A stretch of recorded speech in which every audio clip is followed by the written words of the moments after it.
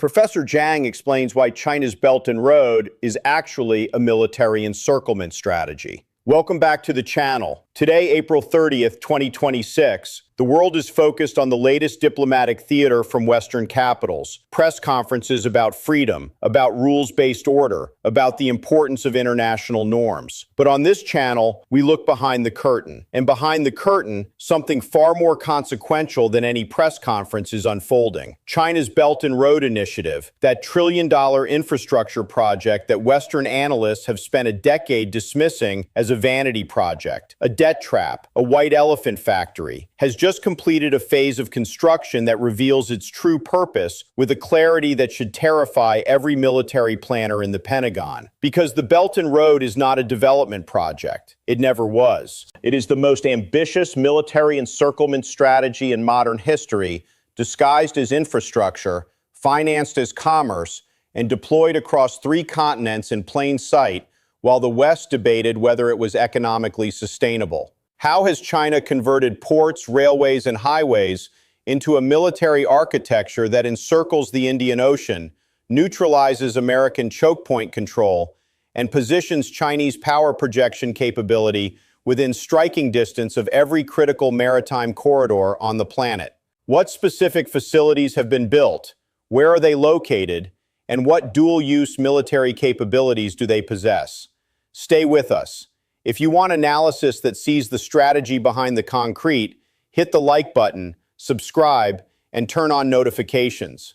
Drop your thoughts in the comments. The Belt and Road Initiative, launched in 2013, has deployed over $1 trillion in financing across 149 countries, building ports, railways, highways, power plants, telecommunications networks, and digital infrastructure from Southeast Asia to East Africa to Southern Europe. Western analysis has focused almost exclusively on the economic dimension, debt sustainability, return on investment, the political influence that creditor status provides. That analysis is not wrong, but it is catastrophically incomplete because it ignores the military dimension that has been embedded in the Belt and Road's design from its inception. The evidence is in the ports. China has built, financed, or acquired controlling stakes in port facilities at strategically critical locations that trace a nearly continuous arc around the Indian Ocean. Gwadar Port in Pakistan, located approximately 400 kilometers from the Strait of Hormuz,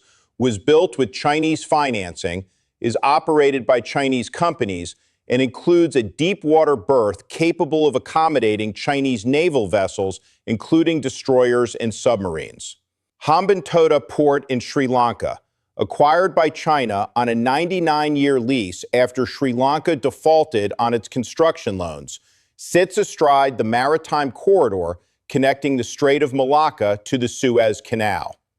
Djibouti hosts China's first acknowledged overseas military base, established in 2017, with a naval pier capable of berthing aircraft carriers and positioned at the western choke point of the Bab el-Mandeb Strait.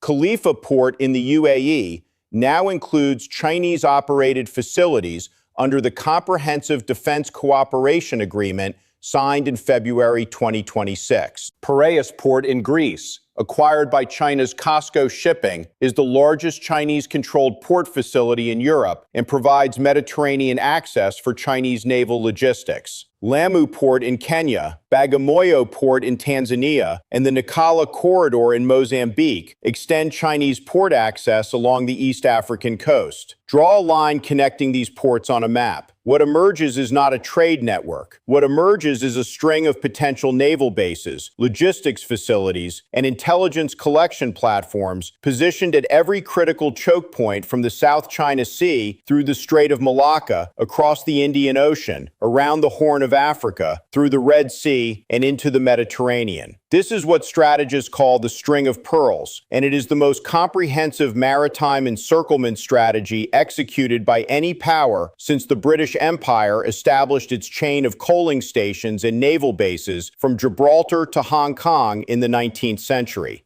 The dual-use capability of these facilities is the key to understanding the strategy. Every commercial port China has built includes deep-water berths, fuel storage, communications infrastructure, and cargo handling capacity that can support naval operations with minimal modification. The transition from commercial to military use does not require construction. It requires a phone call. A Chinese destroyer operating from Gwadar can conduct patrols across the approaches to the Strait of Hormuz. A Chinese submarine operating from Djibouti can monitor traffic through the Bab el-Mandeb. A Chinese naval task force resupplying at Hambantota can project power across the central Indian Ocean. The infrastructure is already built. The facilities are already operational. The military potential is already embedded in the commercial framework. The weapon systems that would operate from these facilities include the Type 055 Renhai-class cruiser with its 112 VLS cells, the Type 052D destroyer, the Type 039A submarine, and the Y-8Q maritime patrol aircraft, each of which requires only fuel, food, ammunition, and pier space to operate from any sufficiently equipped port facility. China's logistics vessel fleet, including the Type 903A replenishment ships and the new Type 901 fast combat support ships, is designed specifically to sustain distant naval operations from forward-position logistics nodes, exactly the kind of nodes that the Belt and Road has constructed across the Indian Ocean. In Washington, the Pentagon's 2025 China Military Power Report acknowledged the dual-use potential of Belt and Road ports for the first time in explicit terms, describing the String of Pearls as a potential military logistics network that could support Chinese naval operations across the Indian Ocean within 5 to 10 years. In New Delhi, India has watched the encirclement with growing alarm, responding with its own port development initiatives in Chabahar, Iran, in Sabang, Indonesia, and in the Andaman and Nicobar Islands, a counter-encirclement strategy that is underfunded and years behind China's head start. In Tokyo, Japan's free and open Indo-Pacific strategy is designed as the diplomatic counterweight to Belt and Road, but Japan's infrastructure financing capacity is a fraction of China's, limiting the strategy's competitive impact. First, the Belt and Road Initiative is not primarily a development project. It is a dual-use infrastructure strategy that embeds military logistics capability within commercial frameworks, allowing China to project naval power across the Indian Ocean without building a single declared overseas military base beyond Djibouti. Second, the String of Pearls port network creates a potential chain of logistics nodes that would enable Chinese naval operations from the South China Sea to the Mediterranean, a capability that no power other than the United States and the former British Empire has ever possessed. Third, the dual-use design is strategically brilliant because it allows China to deny military intent while building military capability, avoiding the diplomatic and political costs that accompany the establishment of acknowledged overseas military bases.